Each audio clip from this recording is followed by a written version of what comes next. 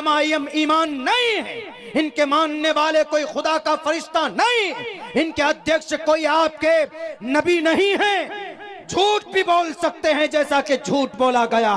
क्या AIMIM बेईमान है? क्या उसने सिर्फ झूठ बोलता है?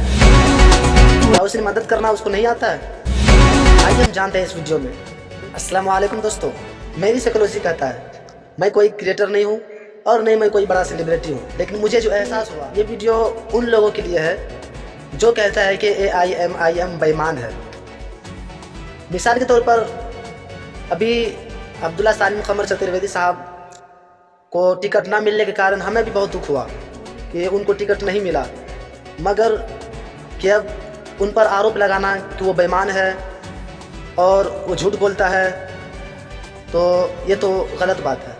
क्योंकि जहाँ तक मेरी साइकोलॉजी कहता है मैं कोई क्रिएटर नहीं हूँ और नहीं मैं कोई बड़ा सेलिब्रिटी हूँ, लेकिन मुझे जो एहसास हुआ कि हाँ ये होना चाहिए।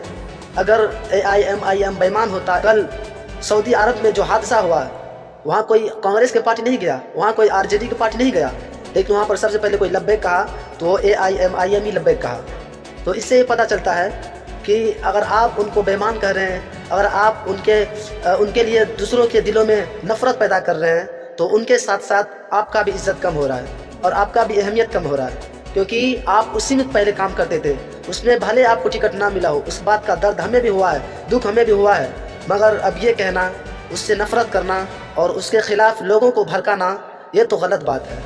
क्योंकि अगर आप भड़काएंगे दूसरों को तो आपका बात में आकर के लोग ज़रूर बहकेंगे और MIM से नफ़रत करेंगे। क्योंकि ये वक्त नफ़रत का नहीं है, ये वक्त एक होने का समय है, ये वक्त एकता के समय है। अगर हम आपस में नफ़रत करते रहेंगे तो एक कब होंगे? एक इमरान प्रतापगढ़ी है, उसका तो बात ही अलग है, क्योंकि अभी इस वर्तमानी दौर में उसका 0/0 वैल्यू है। उसका तो वो बिल्कुल कहता है कि मैं उसको लीडर मानता ही नहीं हूँ। ठीक है, आप उसको लीडर नहीं मानते, मत मानिए, मगर उनका खिलाफ दूसरे को बहकाना, उनके खिलाफ दूसरे के पास बोलना, उनका अपनी जज्बाती के लिए दूसरे की पार्टी का आप खिलवाड़ करते हैं, तो ये तो कहीं ना कहीं बहुत ज़्यादा गलत हो रहा है। अगर आप ही गलती कर बैठेंगे तो और आवाम क्या करेंगे? और आप ही एक होकर ना रहेंगे, आप ही अगर एकता मोहब्बत के साथ नहीं रहेंगे तो दूसरे लोग तो और नफरत कर बैठेंगे।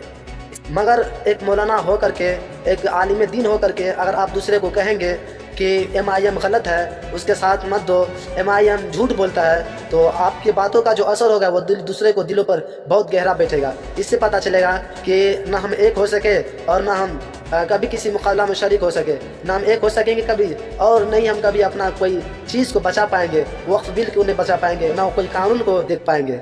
इसलिए मेरी मुअद्दबाना इल्तिजा है आपसे कि अगर आप समर्थन ना करते हैं भले मत कीजिए, मगर MIM के ख़िलाफ़ दूसरे के लिए जहर मत पैदा कीजिए। ये कल होकर के बहुत ज़्यादा इफ़ेक्ट पड़ सकता है इसका। बिहार जिंदाबाद, MIM पार्टी जिंदाबाद।